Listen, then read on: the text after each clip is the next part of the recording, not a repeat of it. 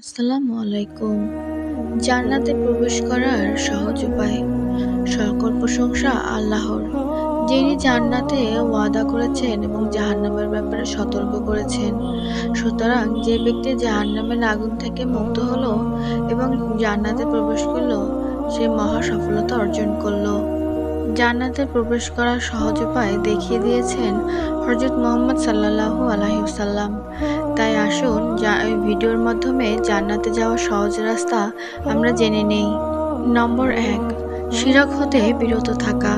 রাসূল সাল্লাল্লাহু আলাইহি ওয়াসাল্লাম বলেন, যে ব্যক্তি এ কথার সাক্ষ্য দেবে যে এক অদ্বিতীয় আল্লাহ ছাড়া কোনো প্রকৃত ইলাহ নেই, তার কোনো শরীক নেই, আর হযরত মুহাম্মদ সাল্লাল্লাহু আলাইহি ওয়াসাল্লাম তার বান্দা ও রাসূল, আর জান্নাত সত্য, জাহান্নাম সত্য, আল্লাহ তাকে জান্নাত প্রবেশ করাবেন, আর আমল যাই হোক না কেন। বুখারী ও মুসলিম। নম্বর ২, আসমাউল হুসনা।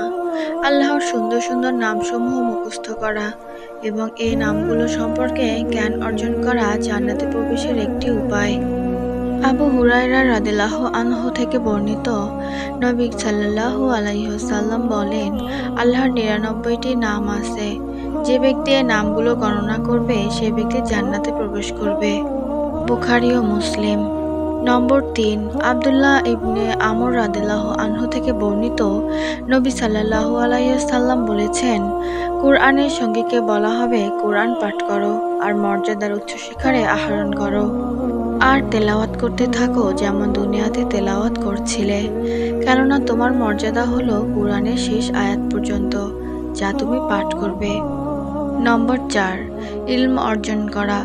যে ব্যক্তি আল্লাহর সন্তুষ্টি লাভের উদ্দেশ্যে ইলম অর্জন করে, আল্লাহ তার জন্য জান্নাতের পথকে সহজ করে দেন। আবু হুরায়রা রাদিয়াল্লাহু আনহু থেকে বর্ণিত, তিনি বলেন, রাসূল সাল্লাল্লাহু আলাইহি ওয়াসাল্লাম বলেছেন, যে ব্যক্তি ইলম হাসিলের উদ্দেশ্যে রাস্তায় বের হয়, এর বিনিময়ে আল্লাহ তার জন্য জান্নাতের পথ সুগম করে দেন। মুসলিম। নম্বর ৫, আল্লাহ তাআলার জিকির। আব্দুল্লাহ ইবনে মাসউদ রাদিয়াল্লাহু আনহু থেকে বর্ণিত আছে, তিনি বলেন যে আল্লাহর রাসূল সাল্লাল্লাহু আলাইহি ওয়াসাল্লাম বলেছেন, মেরাজের রাতে ইব্রাহিম আলাইহিস সালামের সাথে আমার সাক্ষাৎ হলে তিনি বললেন, হে মুহাম্মদ, তোমার উম্মতকে আমার সালাম বলো এবং আমাদেরকে এই সংবাদ দাও যে জান্নাতে সুন্দর মাটি ও পানি মিষ্টি, আর জান্নাত সমতল এবং বৃক্ষরাজি। সুবহানাল্লাহ, আলহামদুলিল্লাহ, লা ইলাহা ইল্লাল্লাহু আকবার। তিরমিজি। নম্বর ৬, প্রতি সালাতের পর আল্লাহর জিকির পাঠ। আল্লাহর রাসূল সাল্লাল্লাহু আলাইহি ওয়াসাল্লাম বলেন, আমি কি তোমাদেরকে এমন কিছু শিক্ষা দেব, যার দ্বারা তোমরা তোমাদের অগ্রবর্তীদের সমকক্ষ হবে? আর তোমাদের চেয়ে উত্তম কেউ হবে না, যে ব্যক্তি ছাড়া যে তোমাদের মতোই এই কাজগুলো করবে। তারা বললেন, হে আল্লাহর রাসূল, আমাদেরকে সে কাজ শিক্ষা দিন। রাসূল সাল্লাল্লাহু আলাইহি ওয়াসাল্লাম বললেন, সালাতের পর ৩৩ বার সুবহানাল্লাহ, ৩৩ বার আলহামদুলিল্লাহ ও ৩৩ বার আল্লাহু আকবার পাঠ করবে। নম্বর ৭, ওযুর পর কালেমায়ে শাহাদাত পাঠ করা এবং জান্নাতে যাওয়ার সহজ উপায়। উকবা ইবন আমির রাদিয়াল্লাহু আনহু থেকে বর্ণিত, রাসূল সাল্লাল্লাহু আলাইহি ওয়াসাল্লাম বলেছেন, তোমাদেরকেও সুন্দর করে ওযু করার পর যদি বলে, তার জন্য জান্নাতের ৮টি দরজাই উন্মুক্ত করে দেওয়া হবে, সে দরজা দিয়ে ইচ্ছা জান্নাতে প্রবেশ করতে পারবে। মুসলিম। আল্লাহর আশ্রয় ও শক্তি ছাড়া আর কোনো ক্ষমতা নাই। বুখারী ও মুসলিম। জান্নাত লাভের জন্য দোয়া করা। আল্লাহর নিকট জান্নাত চেয়ে দোয়া করলে জান্নাত যখন আমিন আমিন বলে সমর্থন করে। আনাস রাদিয়াল্লাহু আনহু থেকে বর্ণিত, আল্লাহর রাসূল সাল্লাল্লাহু আলাইহি ওয়াসাল্লাম বলেন, যে ব্যক্তি ৩ বার আল্লাহর নিকট জান্নাত চাইবে, জান্নাত তখন বলে, হে আল্লাহ, ওই ব্যক্তিকে জান্নাতে প্রবেশ করাও।